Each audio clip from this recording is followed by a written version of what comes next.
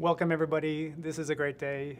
My name's George. I'm with the Epiphan team, and today we get to talk about new features for our flagship product line, Pearl. So for those of you who are new to Epiphan and maybe you don't know what we do, you're looking at a little bit of what we do right now with this Pearl Mini on this desk, which is helping Dan and I capture, enhance, stream, and record this broadcast today. So we try to make everything we do to make lives easier for people to scale video and do it really more efficiently. And that's a big theme of what we're going to be talking about today.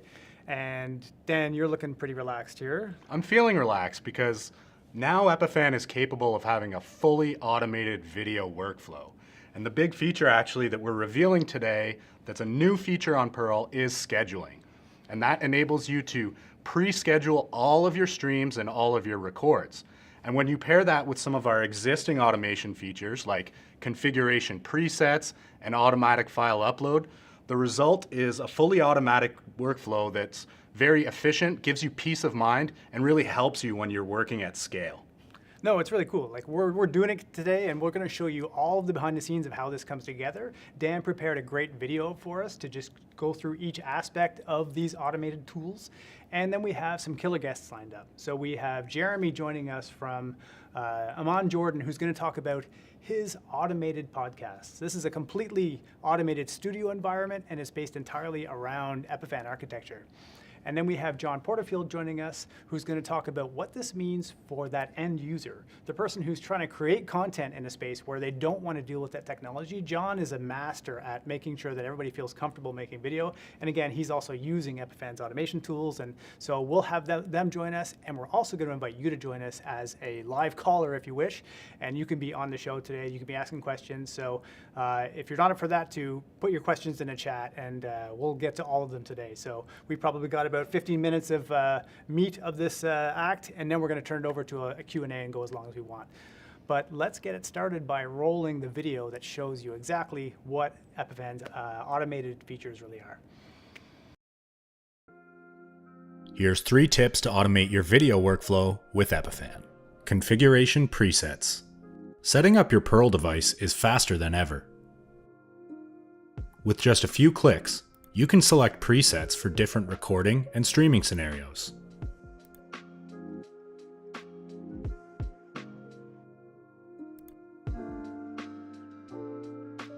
For example, I can quickly switch between this podcast setup, with layouts, branding, and streaming destinations, to this company town hall setup, with media playback, ISO recordings, and remote participants. With config presets, you can copy settings from one Pearl across your entire fleet for really fast deployment and scalability. Scheduling. Whether you're planning to record or stream video, scheduling your Pearls is a powerful automation tool. Define what needs to be recorded or streamed, and when. Then, let Pearl do the rest.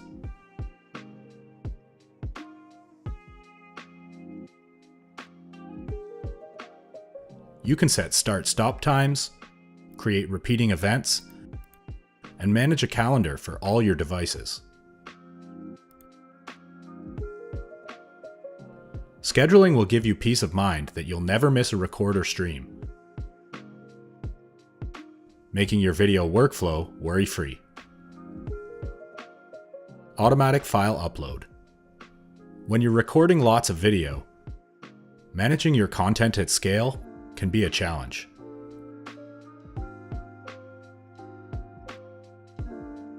Automatic file upload simplifies this process by automatically transferring your files to a chosen destination, whether that's a local server, cloud destination, or USB stick.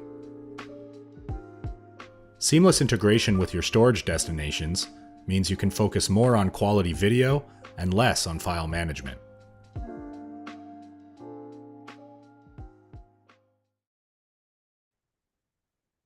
Fantastic. It's so nice seeing all those features laid out for us as cleanly as Dan did there. And I'm very excited about it. I'm excited to hear about what you might be doing with scheduling or some of the other automation features. So be sure to put your comments in the chat, and let's see if we can get a bit of a conversation going around this. We are going to bring in a guest in a minute here who is kind of a master of automation. Before all of these features existed, Jeremy Prudhomme has been making automated podcast studios, and he's someone who I look to as a subject matter expert when it comes to making his life easier for his end users. So let's roll a little clip so you can understand a little bit about what his business is. This is a commercial that he put together last year around what his studio offering is. So let's take a look.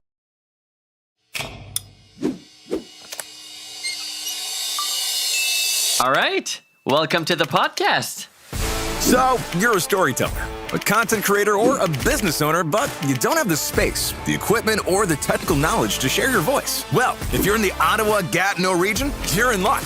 G-Man Go is your local state-of-the-art, fully automated professional video podcast studio. With a push of a single button, 3 cameras will simultaneously record your session, and away you go. When you're done, your files will automatically be exported and delivered, ready for you to download and edit your footage. No editing skills? No worries. Our team can edit your video podcast and deliver your final product quickly. Visit our website and book your spot today.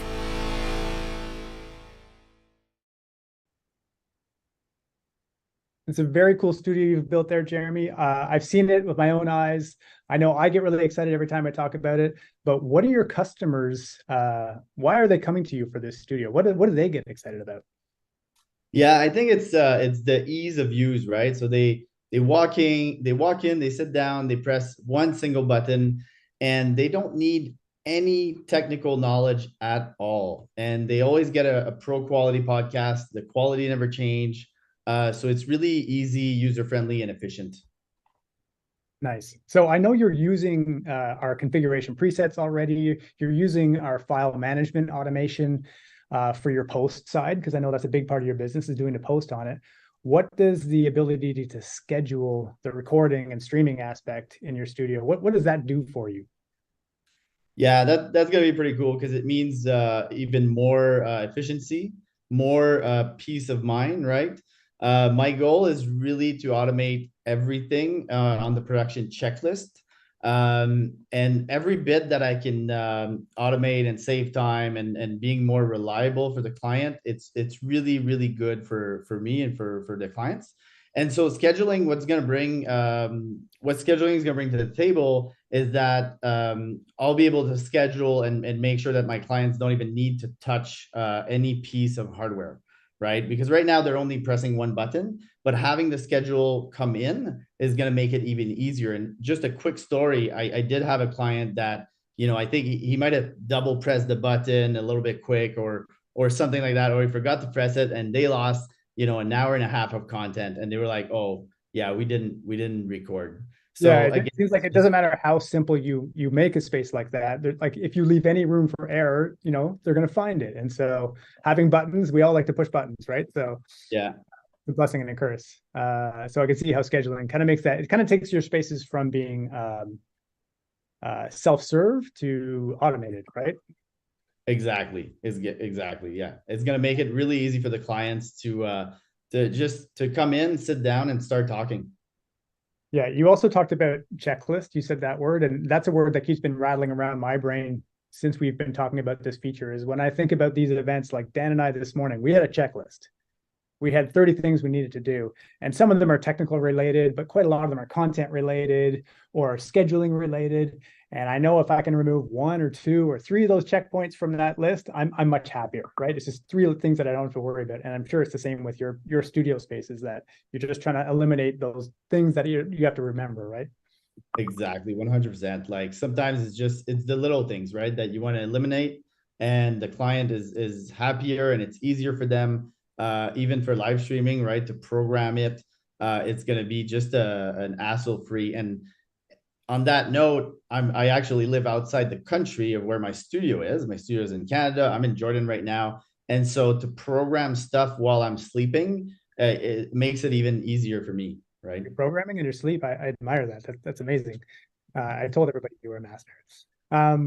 So, and then where does Epiphan fit into all of this? Like we saw in your clip, some shots of the Pearl system. So how does Epiphan facilitate your business just in a general sense outside of the specific automation stuff? Yeah, I mean, Epiphan definitely unlocks a lot of possibilities. It makes it reliable, and it makes it simple. And at the end of the day, like I said, I'm overseas, so like to be able to just log into my Epiphan and fix something from here is really simple, and that's kind of what it does, right? So it's a really good, it's a really big game changer for me. Nice. Well, I'm super impressed with what you're able to do. I can't believe effectively, you're running these video businesses from another country. And it's always nice to see how our products can be part of those stories. So thanks so much for joining us here today. We're actually going to pivot now and bring in our next guest. We're going to keep this moving. And before we do that, just a reminder, ask those questions in the chat on Crowdcast, please. We'd love to hear from you. If you have questions for Jeremy and stuff, we could probably pull him back in the Q&A as well. So we'll get to all of that in just a few more minutes. But we have another guest joining us, John Porterfield, who is another friend of Epiphan.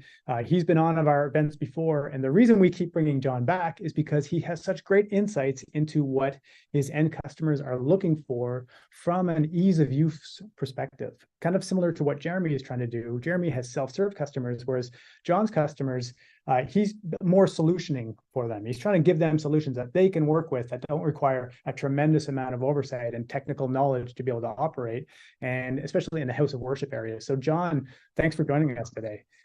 Absolutely. Thanks for having me. Pleasure to be here with you, George.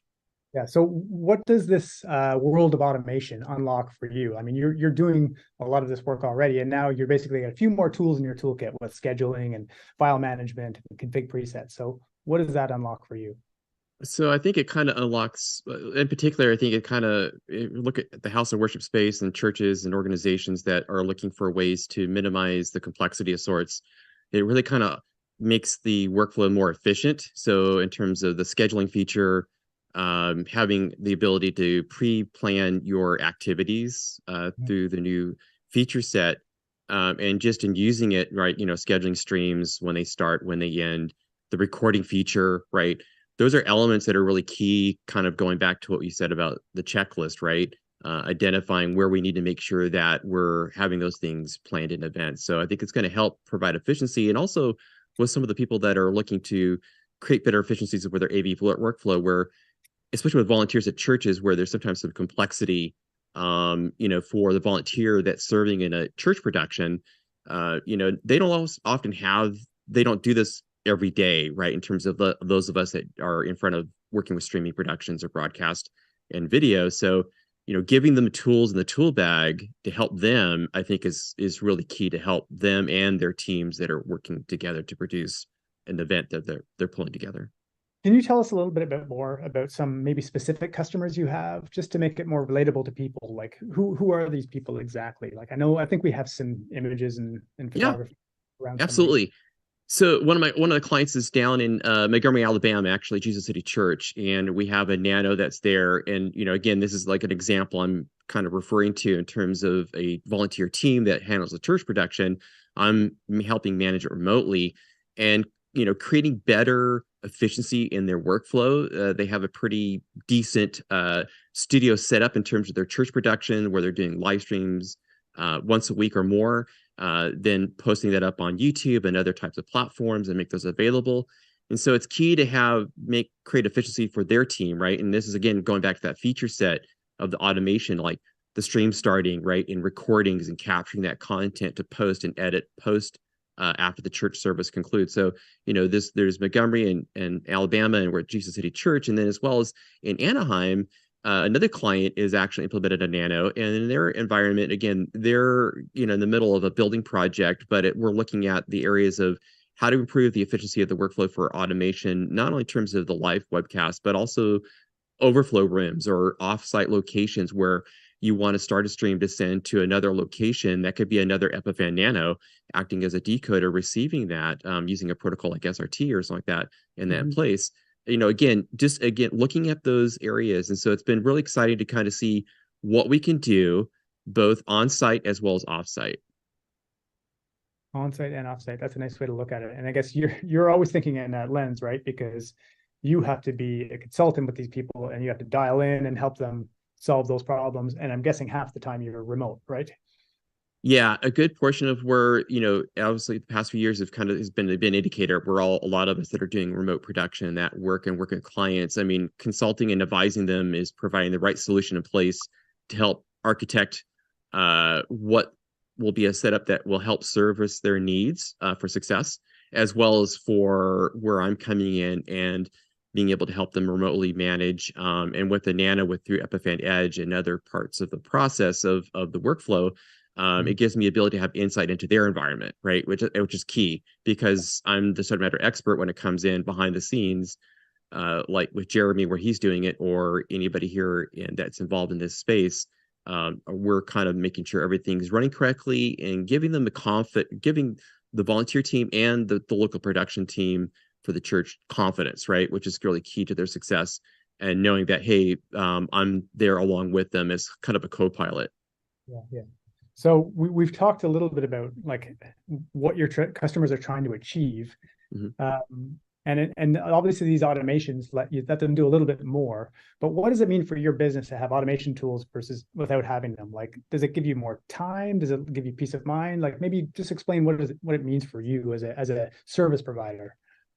Yeah, I think from a managed production service, right, in terms of managing the live streaming production or capture, or whatever we might be working with, from my perspective, I think it's the putting more tools in the tool bag, so to speak, to leverage with support the customer, right?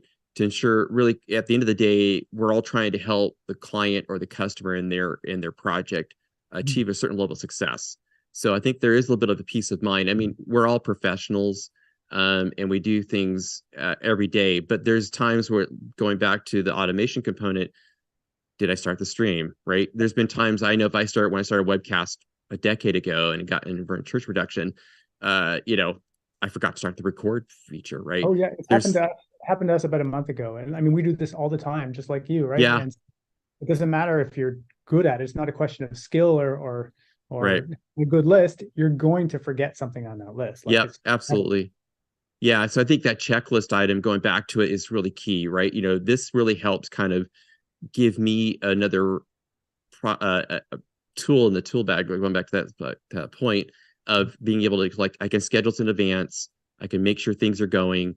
The recording has started, right? There's preset options. There's a lot of different areas that we can kind of go into. So I think there's a peace of mind and also reliability in terms of where I can focus my attention on the customer, right? And I can pay attention to something else that might be more critical, knowing those things of those processes have already started.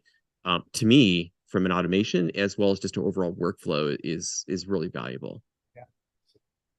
Okay, so we're going to transition a little bit, John, and I'm hoping you're going to stay with us for a bit, because we're going to move into the Q&A section. But before I do that, I've been told our crowdcast stream, we're having some issues on the crowdcast side. So hopefully that's not causing this to be a miserable broadcast. But we'd love for you to stick around and ask those questions. And we're still going to try and pull people into the show. In fact, we already have one guest lined up who's going to join us here in a minute. But the final details on the scheduling release, for those of you who are waiting for this, it's going to come out next week. So it'll come out as a free firmware update for your Pearl system, and you'll need a premium Epiphan Edge account to manage the scheduler. So you'll see the schedule on your device and you'll see it in the cloud, but that Epiphan Edge account really helps drive that scheduling there. So take a look for that. If you're a Pearl customer, you'll get an email in a couple of days or in about a week around this, and just contact us and we'll get you everything you need on that front. So if you want to join us on Zoom, please look at the link at the top here. It's going to say epiphan.com/live. And when you click on that, it'll take you into a green room where you'll meet with one of our producers who will help you get set up so that you can come in and join here and sit alongside John and I and shoot the breeze about how you might be using scheduling or whatever it is you want to talk about. So let's turn it back. I'm just going to nod to my producer here and say, like, what's up next? Like, I think we have a caller queued up here. Am I right?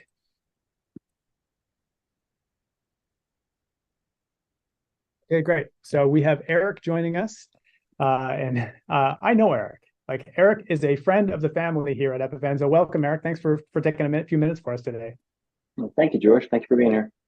Yeah, so you work with a company called ETS, and I've seen you're at one end of the spectrum. We've been talking about, churches who are, and oftentimes a little bit smaller, right? They're doing one production in one facility. ETS, you're doing big events. I've seen the scale of the number of pearls that you have in your rack and stuff. So maybe you can just give us a little overview of what it is you do and what ETS does. Sure. At ETS, we primarily handle conferences and corporate meetings. Shows like Twitch, GDC, Black Hat, when we're stacked 3 and 4 of these deep every time, a couple times a year, 3-4 times a year. And each show has different requirements all across the board. So all this adds up really quick. For a show like Twitch, it's typically like 1 million ISO feeds with a really quick turnaround time that has to go to cloud storage. So we use them in that particular way.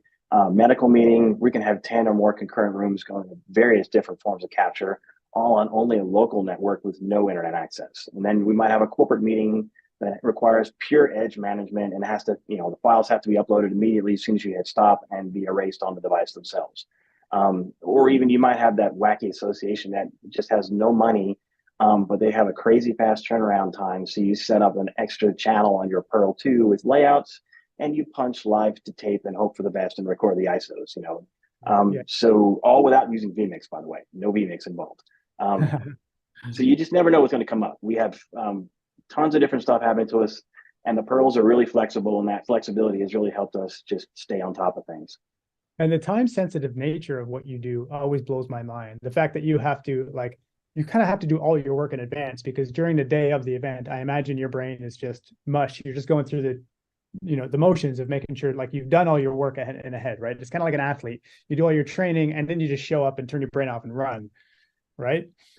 Pretty much, yeah. The plan is things are going to change, basically. You just have to be ready for it. It's not when, it's, or if, it's when. It's just going to change. And the Pearl is really flexible. So that lets us just keep whack-a-moling, if you will. That's really all we do, especially on show site. Well, but yeah, a lot of it's done on head side.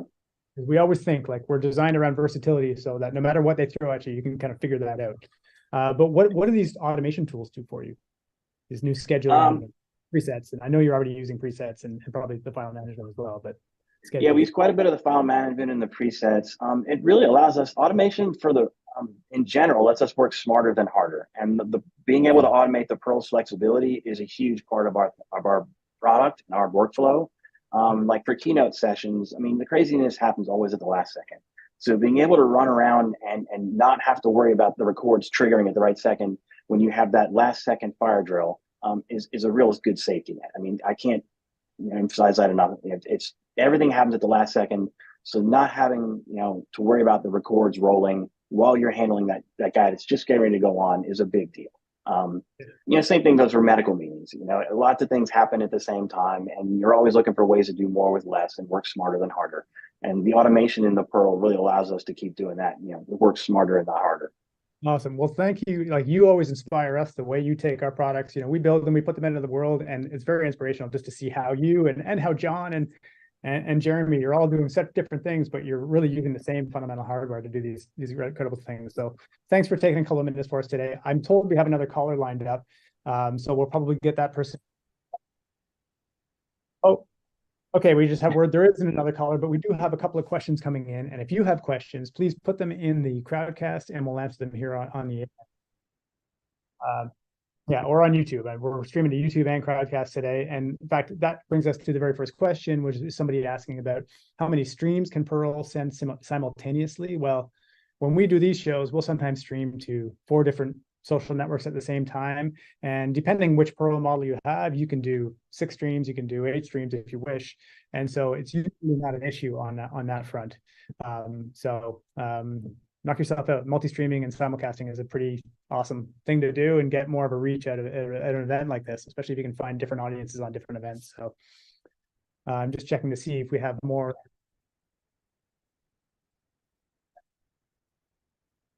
Anyway, yeah. All right. Thank you all. Yeah, thanks, Eric, for joining us today. Yeah, we'll see you around. Yeah. So I have another question about scheduling, and it is about, can scheduling tie into Outlook, Google, or other calendars? And the answer is not yet, but we're looking into that. And I know personally, that would be pretty valuable, but I can also tell you the actual scheduling UI within Epiphan Edge is really nice.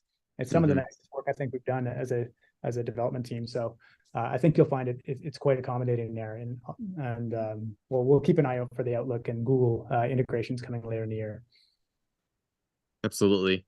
I think actually the scheduling feature is actually pretty easy to use in terms of Edge, just in terms of my own testing and everything else. It's been pretty straightforward. So I think that workflow keeps it pretty clean. Yeah, you've been using it for the last couple of days, right, John? Yeah, I've been using it on several different activities just to kind of leverage that. Doing multi-streaming, we talked about going to multiple destinations. Absolutely, right? You can do all of that within the Edge and scheduling tool and get that. And so once that is established and with the Pearl units, I've been very impressed with that. A few more questions here around scheduling, and the first one is: can the new scheduling system use multiple pearls with the scheduling? And yeah, you can set up an event. So I can say, tomorrow at 2:00, I want my pearl in the lounge and my pearl in the conference room all to start at the same time. You can select your pearls or just the specific channels within those pearls to operate. So again, it's like everything we do, it's super flexible. So you can have one event triggering multiple devices or multiple channels. And then we have another question about the remote configurations. John, do you use the remote configuration presets?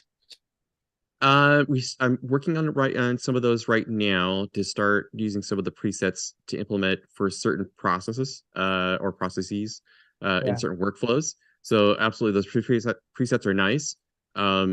Just even recording file upload. File upload is a big one right now in terms of people asking, once the event is concluded, automatically upload that file and get that going. And so I think that's another part of those presets I've been evaluating.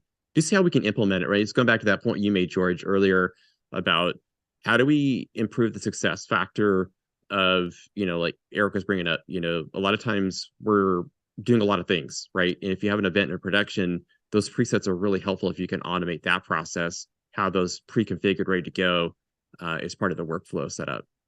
Yeah. So speaking of config presets and scheduling, they can both be leveraged I'm answering some questions here around the offline usage of those features. So with config presets, you can load them on and off by a USB stick. So if you have devices that are completely offline, you have your config preset on a USB, you can plug it right in and do it right from the front screen of the device. So it's very offline friendly for the config presets. And for the scheduling workflow, you can connect your device to the internet so that it can pull the schedule. And then you can unplug it and you can take that pearl anywhere you want to go, and it'll still respect that schedule. You can't update that schedule. It's basically set in stone at that point because all the editing happens in Epiphan Edge, but offline, you can still operate your pearls off schedule. We have another guest coming up here, which is great. But before we do that, we have one more question, which is somebody asking about auto upload of files to major cloud storage platforms. So we saw in Dan's demo how we have file management and automatic file upload. So that basically means after today's event here, Dan will have pushed record on everything, and he will also have said, as soon as it's done recording, push those files to where I want them to go. And that can be a major cloud storage network. It can be a watch folder for Google Drive or anything else. It can be FTP. There's quite a lot of flexibility on how you want to handle those files. So I think any file management workflow you can think of, we're going to be able to solve it.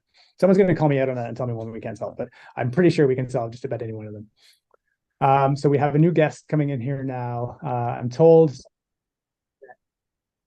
Okay, we're just waiting on our producer behind the scenes. So what happens is these guests join another Zoom call, and then we tell them the ropes on, how's your camera, how's your audio, and then we pull them in and add them to the show. John, I think you've probably been a live caller on some of our shows in the past. I have, yeah. Usually you guys get me ready to go, and I'm trying to make sure I'm ready to go, right? Which is kind of like getting my setup going through an iPhone and a decent microphone, and just making sure that you guys can hear me and I can hear you, right? Yeah, and I think that's. It's a fun motion. This whole live caller thing has made our events a lot more dynamic, I've got to say, because it's a bit of a roulette kind of situation where you never quite know who's going to step through that door, but it makes my life very interesting. So I'm happy with it. Yeah, absolutely. We have another question about scheduling. If you schedule multiple events, I'm just reading them off the chat here. If you schedule multiple events, how easy is it to adjust the settings for all of them at a later time? So that's a good question. I don't remember if I've actually edited an event. I'm going to ask my colleagues to put an answer for me in the chat. I'm pretty sure you can just go in and edit those events. You can. Yeah, you could. I did a couple things in some of the kind of like preliminary run through on some of those. Like, you can go and edit the event, and so you can make some modifications, I believe, on some of that. I'll let somebody can correct me if I'm wrong. As well as when I was doing the live event, let's say the event is going longer, you can add another 5 minutes, so that way it doesn't stop, right? So Yeah. you're monitoring things kind of like that Cloud Studio or the node units of the nanos or pearls that you're using. That was really super helpful to go in and just make some quick modifications. Cool. Cool. I'm glad you put it through its paces. We have another guest joining us. So we have Steve joining us, and Steve's calling in on a Zoom call. Hey, Steve, welcome to the show. Hey, George, Steve Onhart with Intelligent Research here. How you doing?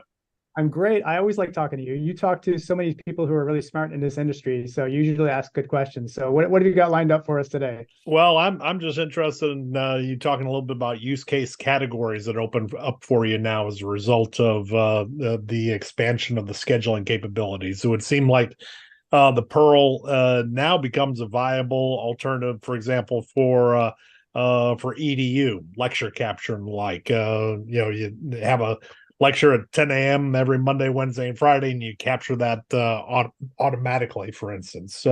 Is that a market you're targeting, or what's the low-hanging fruit for you with the scheduling application? So, well, we've been in the EDU space for a long time, and we've learned a lot from our EDU customers who are using other tools like Panopto and Kaltura, which use a scheduling service. But we see a lot of customers who maybe they don't have a CMS like Panopto. And the reason might be cost, because it's an expensive, software package. And maybe they have 10 pearls and they have 10 rooms. And for them, I think this is a really sweet spot for them, because they don't need like quite a cumbersome as a software as something like Panopto and Kaltura. They just need to be able to do scheduling. And I think that unlocks a lot for those, medium-size institutions who don't need 200 room scheduling. They need maybe 10. So that's kind of where I'm assuming we're going to hear that, and we're going to find out in 2 weeks once this is we get feedback from those end customers how they're actually using it. But also in spaces like government, in churches, in places where they're doing video on a daily basis, but they don't really want to have to hire someone to sit there and babysit that video. And not to denigrate the babysitters or the people who are doing that kind of work, but it can be done automatically. So why wouldn't you want to have just it all completely automated? So that's where my head's been going with this in terms of the use cases. Well, congratulations on the rollout here, and look forward to tracking your progress on it. Awesome. Thanks for calling in, Steve. Okay, so we'll let Steve go, and we'll turn it back to the Q&A here. If you have any more questions, put them in the chat, and we'll get to them here. And if we don't see any more questions coming in, we'll wrap it up. We've been going for about 40 minutes here, and I think this has been great. We're so lucky to have all these great guests like John and Jeremy and all of these guests calling in. So right now, John, you're joining via Zoom. I am. Yep. Yeah. I'm on Zoom as well here, even though it's a nice studio setup. We're pushing it all through Zoom, and then we're using Epiphan Connect to extract that Zoom ISO, so we can extract my signal, we can pull John's signal, and then we're producing all of this on a Perl system. So Dan has a Perl 2 running where he's pushing all of this content in it, and of course he's using some scheduling to make sure that we don't miss any of the recordings and that the stream goes out on time and all of those wonderful things. So automation is alive and well, and we're pretty happy to be using it here. So we have one more question about scheduling here. Thanks for the moderators putting this into the chat. How easy, if you schedule multiple events, how easy is it to adjust the settings for all the metalater time? So I thought we kind of answered that already, but yeah, you can edit the schedules post-event. Like if you put an event in to be scheduled, you can edit it later. And you can do reoccurring scheduling as well and edit that schedule too. Yeah, so I think that's a big one on that one. And I think the other thing on the scheduling thing, going back to the point your other caller had as well, is the other thing to remember is that a lot of times if you're trying to start something and you need to modify the schedule, you can totally do that. I think that's another interesting part of that process, is that if you do have something like streams where I had a team starting early in the morning and we want to make sure they're getting the feeds early, you can make sure those are ready to go and do that as well. And so, you kind of have this, if you think about it, I think, George, going back to your point, is that, we're creating this centralized kind of monitoring operations model from a production perspective. And I think that's, to me, is really exciting to see kind of where you guys are heading with this setup. Yeah, I'm looking at one more question here, John, and it's someone asking about the latency for the remote preset transition. So the way the remote configuration presets work, you can apply one and have a whole set of layouts and everything around your Perl set up for one thing. Let's say I want to do a town hall meeting in the morning, and then I want to switch it around and do a podcast setup, and I have different layouts, different backgrounds, and different graphics and everything like that. You can apply that preset, and it takes maybe, in my experience, about 10 seconds for it to load. And so I think that answers your question for that person who put that in the chat. And if I don't see any other questions here, I'm just going to check with my producers. Are we good to go here, or do we have more questions coming in? Okay. So I'm told there's a lot of other questions coming in on YouTube, but our moderators are in there answering those, so we won't go over them here on the camera. So let me express a huge thank you to everybody who joined us today. John, thanks so much for being here and helping out with the Q&A. Absolutely. We had Jeremy joining us about his automated studios. We had the nice callers. We had Eric talking about his huge setups with Perl. So thanks, everybody. Stay tuned. A week from now, you'll see scheduling released to the world, and let us know how it works for you. And thanks so much for joining us today.